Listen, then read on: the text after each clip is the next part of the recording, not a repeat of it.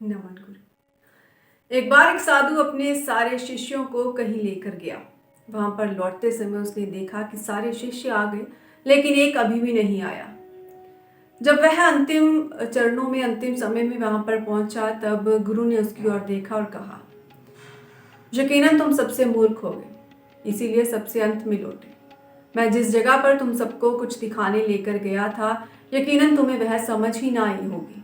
तुम अंत में जो आए हो, क्योंकि जिनको समझ में आ चुकी थी वो तो सबसे पहले यहाँ पर वापस आ गए, लेकिन तुम अब लौट रही हो जब पूरा दिन ढल चुका है। ऐसी बातें सुनते हुए उस शिष्य ने कहा कि बिल्कुल, मैं कुछ भी सीख कर नहीं लौटा और मुझे जो कुछ आपने सिखाया था मैं तो वह भी भूल गया। अगली सुबह हुई, तब उसी शिष्य को दंड के रूप में गुरु ने कहा कि आज तुम मेरी मालिश करोगे, मेरी पूरे शरीर पर तेल लगाओगे। ऐसा करते करते वह शिष्य करता रहा करने के बाद जब 1 घंटा बीत गया, तब गुरु ने कहा बस करो। लेकिन इसी बीच वह शिष्य बोल पड़ा, मंदिर तो बहुत अच्छा है लेकिन अंदर कोई मूर्त नहीं है। वह गुरु समझ चुका था कि उसके बारे में ही बात की गई, उसके शरीर के बारे में। फिर से वह तिलमिला उठा, गुस्से में आया और कहा कि तुम्हें इसका भी दंड दिया जाएगा। ऐसा वह कहकर वहां से चला गया और उसके बाद प्रवचन शुरू किया गया। गुरु जैसे ही बोल रहे थे तब चारों ओर सन्नाटा था। उसी समय वहां पर एक मधुमक्खी आ गई।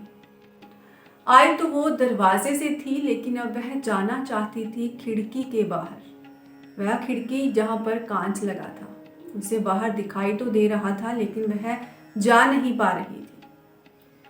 चारों ओर शांति थी, बस गुरु अपने प्रवचन सुनाए चले जा रहे थे। तभी वह शिष्य फिर से उठा और उसने कहा कि वह दीवार है, द्वार वहां नहीं है। जहां से तुम आई थी वह द्वार था और तुम्हें उसी ओर लौटना चाहिए। यह बात सुनने के बाद गुरु थोड़ा शांत हुए और मुस्कुराए। वह समझ चुके थे कि मैं आया तो द्वार से हूं, लेकिन जाने की कहीं और कोशिश कर रहा था। मुझे द्वार से ही वापस जाना होगा।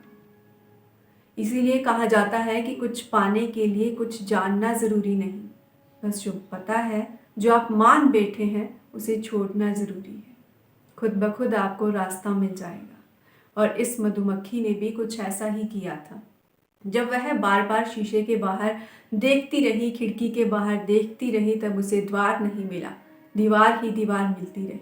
तब वह चैन से छत से लगकर बैठ गई। जैसे जैसे अंधेरा होना शुरू हुआ, महल के अंदर अंधेरा पहले हुआ जहां पर वह प्रवचन चल रहा था, और बाहर कुछ ना कुछ रोशनी थी। उसी रोशनी को देखते हुए वह मधुमक्खी द्वार से ही बाहर चली गई। तब इस तरह उसने अपना रास्ता खोजा। उसने कुछ भी नहीं किया, बस बैठ करके देखा।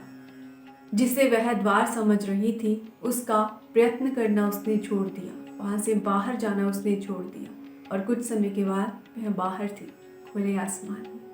आपने इस कहानी से क्या सीखा, हमें कमेंट करके बताइएगा। नमन।